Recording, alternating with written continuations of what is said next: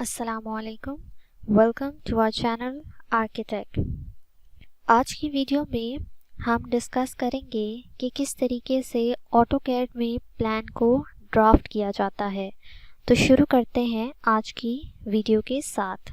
AutoCAD में drafting से मुराद ये है कि आप किसी भी रेफरेंस सैंपल को लेकर ऑटोकैड पर उस ड्राइंग को ड्रॉ करें। इसको आप सिंपली बोलते हैं ड्राफ्टिंग। फॉर एग्जाम्पल, आपके पास कोई इमेज पड़ा है किसी भी प्लान का, या आपके पास पेपर पर वो प्लान ड्रॉ हुआ है और आप उस प्लान को देखते हुए ऑटोकैड में वो प्लान को ड्रॉ करते हैं, तो इसको आप सिंपली ड्राफ्टिंग बोलते हैं। और ऐसे काम करने वाले को हम ड्राफ्टमैन बोलते हैं। तो मोस्टली जब आप देखते हैं कि ड्राफ्टमैन की जॉब आई है, तो इसका मतलब ये है कि उस ड्राफ्टमैन का काम ये है कि एक बनी बनाई ड्राइंग को उसने पेपर से उठाकर ऑटोकैड के अंदर मुंतकिल करना है। अगर आप एक नए सिरे से अपने कंसेप्ट से ऑटोकैड में प्लान को ड्रॉ करते हैं, तो इसको आप बोलते हैं प्लानिंग। अब किसी भी प्रोजेक्ट को प्लान करने के लिए आपको कुछ ज़रूरी इंफॉर्मेशंस चाहिए होती हैं। इन इंफॉर्मेशंस में से सबसे पहली इंफॉर्मेशन है आपके प्लॉट का साइज़। आपको ये बात पता होनी चाहिए कि जिस प्लान के ऊपर आप काम कर रहे हैं उसका साइज़ क्या है। प्लॉट साइज़ का मतलब ये है कि आपने जो प्लॉट ख़रीदा है उसकी हदूद क्या है। इसको आप बोलते हैं प्लॉट साइज़। सेकेंडली, आपको चाहिए आपकी नॉर्थ की डायरेक्शन। जिस भी प्लॉट पर आपने काम करना है, आपको पता होना चाहिए कि उस प्लॉट के हिसाब से नॉर्थ की डायरेक्शन क्या बनती है। नॉर्थ की डायरेक्शन इसलिए इम्पॉर्टेंट है कि आपको ये अंदाज़ा हो सके कि सूरज की डायरेक्शन क्या होगी, किन रूम्स को आपने इस तरीके से एडजस्ट करना है कि वहाँ ज़्यादा से ज़्यादा सूरज की रोशनी आ सके। और इसके अलावा आप नॉर्थ की डायरेक्शन से अपने किबले का रुख तयन करते हैं और उसके साथ ही आप अपने वॉशरूम्स को डिज़ाइन करते हैं। तीसरी चीज़ आपके पास है रिक्वायरमेंट्स। क्लाइंट की रिक्वायरमेंट्स क्या हैं, यानी आपको पता होना चाहिए कि आप जिस प्लॉट पर काम कर रहे हैं उसके मालिक की रिक्वायरमेंट्स क्या हैं, वो कितने लोगों के लिए उस घर को बनाना चाहता है। लास्टली जो चीज़ हमें चाहिए वो है डायमेंशंस। काम को शुरू करने से पहले आपके पास एक रफ प्लान मौजूद होना चाहिए जिसके अंदर आप ये डिसाइड कर चुके हों कि जो भी रूम्स आपने बनाने हैं, मसलन किचन, बाथ, बेड, लाउंज और इसके अलावा दीगर स्पेसेस, उन सब की डायमेंशंस क्या होंगी। इसके अलावा अगर आप कोई प्लान ड्राफ्ट कर रहे हैं तब भी आपको इन रिक्वायरमेंट्स का अंदाज़ा होना चाहिए। अब यहाँ पर हमारे पास एक सैम्पल मौजूद है। हम सिंपली क्या करेंगे कि इस प्लान को देखते हुए हम एक नया प्लान ड्राफ्ट करेंगे। ड्राफ्टिंग के दौरान हम सीखेंगे कि आप किस तरीके से स्पेसेस को स्टडी करके उनको एडजस्ट करते हैं। तो शुरू करते हैं अपनी ड्राफ्टिंग के साथ। अब यहाँ पर जो प्लान हमने ड्राफ्ट करना है, इसके डायमेंशंस यानी प्लॉट की साइज़ हमारे पास हैं 38 फीट 6 इंचेस और 26 फीट। यानी आपके एक्स एक्सिस में जो आपकी हदूद हैं वो 38 फीट 6 इंचेस हैं और वाई एक्सिस की हदूद आपके पास 26 फीट हैं। अब इस प्लान को ड्राफ्ट करने के लिए सबसे पहले रेक्टेंगल ड्रॉ करें और रेक्टेंगल की डायमेंशंस आपके पास होंगी 38 फीट 6 इंचेस और विड्थ आपके पास होगी 26 फीट। इस तरीके से आप एक रेक्टेंगल को ड्रॉ करेंगे। इस रेक्टेंगल का मतलब ये है कि ये आपके प्लॉट का साइज़ है, यानी इससे बाहर आपने काम नहीं करना। जो भी काम है, जो भी वॉल्स हैं, वो सब इसी बॉक्स के अंदर ड्रॉ होंगी। अब आपने प्लान को स्टार्ट करने से पहले किसी भी एक डायरेक्शन से स्टार्ट करना है, या आप इस कॉर्नर से ले लें या आप इस कॉर्नर से प्लानिंग स्टार्ट कर सकते हैं। अब यहाँ पर मैं सपोजिटली इस डायरेक्शन से प्लानिंग स्टार्ट करती हूँ। तो यहाँ पर जो हमारे पास वॉल्स हैं वो नॉर्मली 9 इंचेस की वॉल हैं और हर अंदरूनी दीवार 4.5 इंचेस की है। अब ये जो आपका आउटर मोस्ट बॉक्स है इससे आपने ऑफसेट लेना है 9 इंचेस अंदर की तरफ। याद रहे इस बॉक्स से बाहर कोई काम नहीं करना, तो जो भी ऑफसेट लेने हैं आपने इस बॉक्स के अंदर लेने हैं। ऑफसेट लेने के बाद आपने सबसे पहले देखा कि आप जो यहाँ पर रूम बनाना चाहते हैं उसकी डायमेंशन क्या है। अब यहाँ पर इस बेडरूम की डायमेंशन मेंशन है 8 feet 7.5 inches bye 10 feet 10.5 inches. 8 feet वाली डायमेंशन का मतलब है कि ये एक्स एक्सिस की डायमेंशन है। जो पहली डायमेंशन लिखी गई होती है वो एक्स एक्सिस की डायमेंशन होती है और जो मल्टीप्लाई के साइन के बाद दूसरी डायमेंशन लिखी जाती है वो वाई एक्सिस की डायमेंशन है। यानी अब जो आपके पास अंदरूनी दीवार है उससे आपने ऑफसेट लेना है 8 फीट 7.5 इंचेस का। ये आपके कमरे की अंदरूनी दीवार है और इससे आपने ऑफसेट लेना है 8 फीट 7.5 इंचेस का। अब क्योंकि ये रेक्टेंगल है तो सबसे पहले आप इस रेक्टेंगल को एक्सप्लोड कर लेंगे एक्सप्लोड की कमांड के साथ। यहाँ पर जितनी भी कमांड्स इस्तेमाल हो रही हैं उस सब को हम अपने लेसन प्लान्स में डिस्कस कर चुके हैं, तो लिहाजा यहाँ किसी भी शॉर्ट कमांड को डिस्कस नहीं किया जाएगा।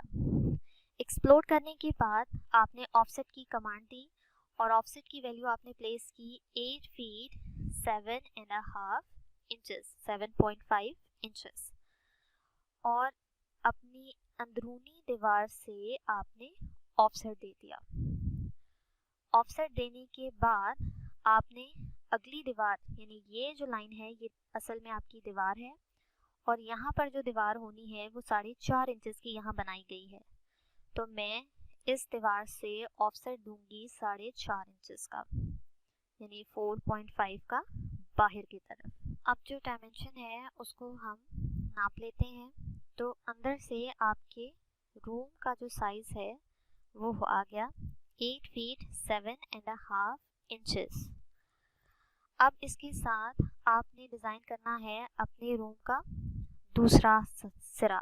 यहाँ पर वाई एक्सिस में आपके रूम का साइज मेंशन है 10 फीट 10.5 इंचेस, यानी आपने ऑफसेट देना है अपने वाई एक्सिस में 10.5 इंचेस का। तो यहाँ पर आपने ऑफसेट की कमांड दी और वैल्यू लिखी 10 फीट 10.5 इंचेस और अंदर वाली साइड से आपने ऑफसेट दे दिया, तो ये आपके पास रूम के अंदर वाली साइड बन चुकी है। ठीक इसी तरीके से जो ऑफसेट आपने लिया है उसका आपने ऑफसेट मज़ीद क्रिएट करना है ताकि आप वॉल बना सकें। अब यहाँ पर जो वॉल इस्तेमाल हुई है वो आपके पास 4.5 इंचेस की वॉल है, तो यहाँ पर हम इसका ऑफसेट लेंगे 4.5 इंचेस का। तो ये आपके पास स्पेस क्रिएट हो गई है रूम की और रूम का साइज 8 फीट 7.5 इंचेस और 10 फीट 10.5 इंचेस। अब इसके बाद इस रूम के साथ हमारे पास एक बात मौजूद है और इसकी वाई एक्सिस की डायमेंशन है 7 फीट 4.5 इंचेस और वाई एक्सिस में है 5 फीट 6 इंचेस। तो ये जो आपने बैरूनी दीवार बनाई थी यानी ये वाली जो लाइन है इससे आपने ऑफसेट लेना है 7 फीट 4.5 इंचेस। तो यहाँ पर आपके पास आपके वॉशरूम का साइज आ गया 7 फीट 4.5 इंचेस। ठीक इसी तरीके से आपने इसकी दीवार के लिए ऑफसेट ले लिया 4.5 इंचेस का। अब वाई एक्सिस में आपके पास जो वैल्यू है वो है 5 फीट 6 इंचेस, तो अंदर वाली साइड से आपने ऑफसेट ले लिया 5 फीट 6 इंचेस का। अब हम एक्स्ट्रा लाइंस को ट्रिम कर देते हैं। पहले इस दीवार का ऑफसेट ले लें 4.5 इंचेस और जो भी एक्स्ट्रा लाइंस हैं उनको आप ट्रिम की कमांड से ट्रिम कर दें। ये आपके पास आपकी वॉशरूम की दीवार है। यहाँ पर आपकी कोई दीवार मौजूद नहीं है, इसको हम ट्रिम कर देते हैं। ठीक इसी तरीके से यहाँ पर भी हम एक्स्ट्रा लाइंस को ट्रिम कर देते हैं। यहाँ पर भी हमें इन लाइंस की ज़रूरत नहीं है। तो आप देखेंगे कि ऊपर एक पैटर्न आपका बन चुका है, यानी ये कमरा तैयार हो चुका है और साथ में इसका बाथ तैयार हो चुका है। अब बाकी जो जगह है वो है 15 फीट 3 इंचेस आपके किचन की स्पेस। अब इस दीवार से आपने ऑफसेट दिया 15 फीट 3 इंचेस का, तो ये आपके पास ऑफसेट आ गया किचन का। और आपने यहाँ पर दीवार का साइज जो यहाँ पर 9 इंचेस है, ऑफसेट दिया आपने 9 इंचेस का। ये स्पेस आपके पास क्रिएट हो गई है किचन की, और ये यहाँ पर जो आपने एक्स्ट्रा स्पेस छोड़ी थी 7.5 इंचेस की। अब लास्टली हमारे पास यहाँ पर जो स्पेस बनी है वो है 4 फीट 7.5 इंचेस। तो हम यहाँ से ऑफसेट लेते हैं 4 फीट 7.5 इंचेस का। तो यहाँ से हमने ऑफसेट लिया तो वो आपकी सेंटर लाइन आ गई। अब यहाँ से हमने जनरली अपने प्लॉट का ऑफसेट लिया था 9 इंचेस, जबकि यहाँ पर जो दीवार इस्तेमाल की गई है वो 4.5 इंचेस है। तो लिहाजा आप इसका इंटीरियर वॉल को रिमूव करके अपनी न्यू ऑफसेट से इस वॉल को अटैच करेंगे और बाकी लाइन को आप एक्सटेंड कर सकते हैं। अब यहाँ पर आपके पास ये स्पेसेस बन चुकी हैं।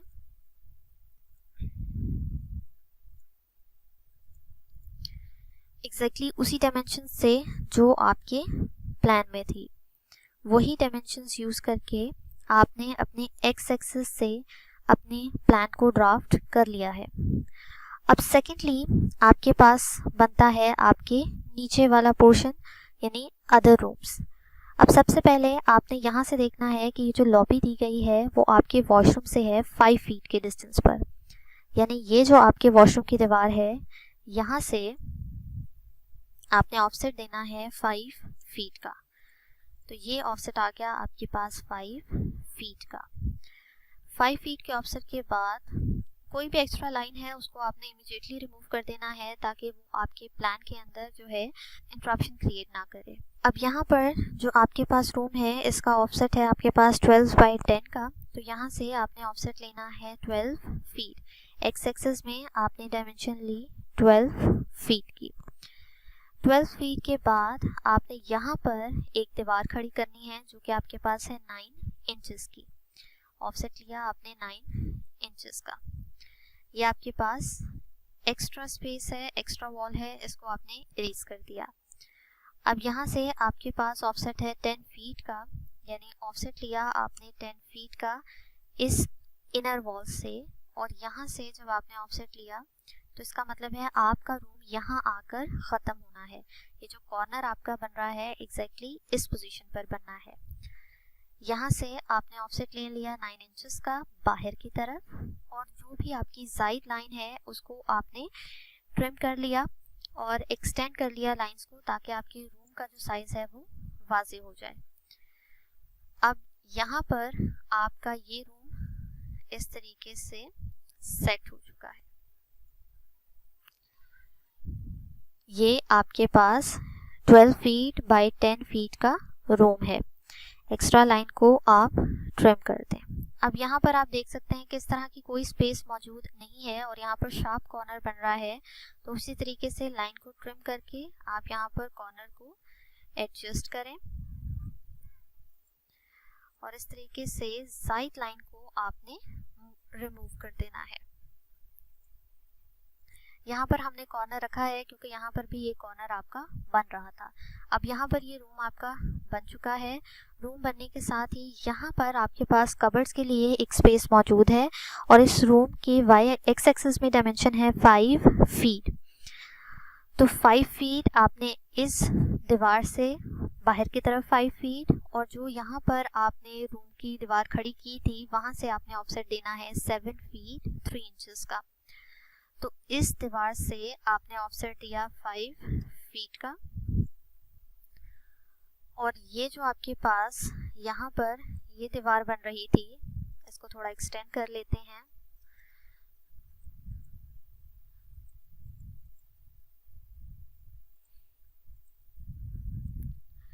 इससे हमने ऑफसेट देना है 7 फीट 3 इंचेस का।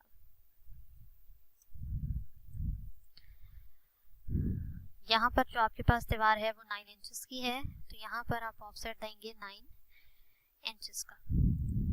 ठीक इसी तरीके से यहाँ जो वॉल इस्तेमाल हुई है वो 4.5 इंचेस की है, तो यहाँ पर आप ऑफसेट देंगे 4.5 इंचेस का। एक्स्ट्रा लाइंस को ट्रिम आउट कर दें।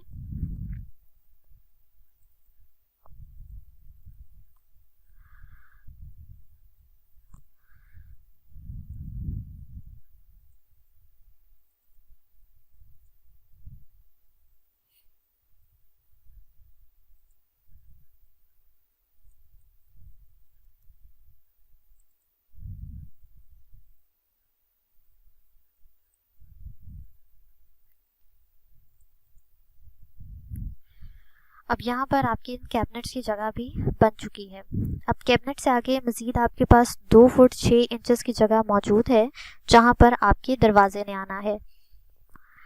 तो सिंपली आप दरवाजे क्रिएट करने से पहले आपके पास ये जो जगह मौजूद है उसको डायमेंशन ले लें, यानी यहाँ से लेकर जो आपके लाउंज की डायमेंशन बनती है वो है 13 फीट 10.5 इंचेस।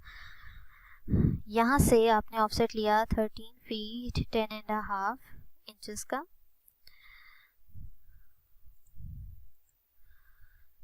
और ऑफसेट लिया इस दीवार का 9 इंचेस का।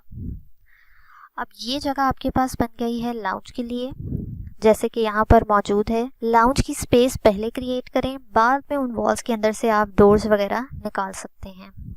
अब लाइंस को एक्सटेंड कर दें, ट्रिम की कमांड के साथ एक्सटेंड करें या आप एक्सटेंड की कमांड के साथ एक्सटेंड करें, इससे आपकी लाइन के एक्सटेंड होने में कोई फ़र्क नहीं पड़ेगा। अब यहाँ पर आप देख सकते हैं कि इस तरह का पैटर्न आपका बन चुका है। ये आपके पास यहाँ से ऑफसेट है 4.5 इंचेस का, तो आपने इस लाइन को मज़ीद यहाँ पर एक्सटेंड किया, और ये जो लाइन आपके पास बन रही है इसका आपने ऑफसेट लिया 4.5 इंचेस का। एक्स्ट्रा लाइन को आप ट्रिम आउट कर दें। यहाँ पर भी आपके पास 4.5 इंचेस की जगह होनी चाहिए, यानी 5 फीट 7.5 इंचेस की जगह यहाँ पर होनी चाहिए। 5 फीट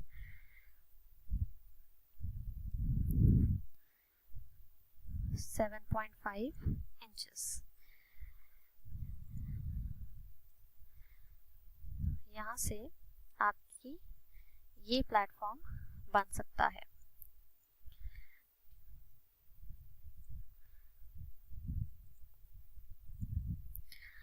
अब यहाँ पर आपका ये सब इनर इंटीरियर तैयार है। आपके पास रह गई है ये आपके पास एक्सटीरियर, जहाँ पर आपकी मेन लॉबी है। यहाँ से आप देख सकते हैं कि एग्जैक्टली 11 फीट 1/4 इंचेस की जगह पर आपकी ये लैंडिंग यहाँ पर आती है। तो आप यहाँ से 11.5.25 का ऑफसेट देंगे। ऑफसेट 11 फीट 5.25, 1/4 का मतलब होता है 5.25। आपने इस लाइन को पहले इस लाइन को ट्रिम कर लें, इसके एक्सटेंड पोर्शन को, ताकि पूरी लाइन का जो ऑफसेट है वो ना आए। 11 फीट 5.25 ऑफसेट की कमांड दी, और यहाँ पर आके आपका ऑफसेट बन गया। अब यहाँ पर हमारे पास राइजर और ट्रेड का साइज मौजूद है। ट्रेड वो जगह है जहाँ पर आप अपना पाँव रखते हैं, तो ट्रेड यहाँ पर यूज हुआ है 9 इंचेस का, और यहाँ पर नंबर ऑफ स्टेप्स हैं 1 2 3 4 5, यानी 5 स्टेप्स का ऑफसेट आपने यहाँ पर देना है।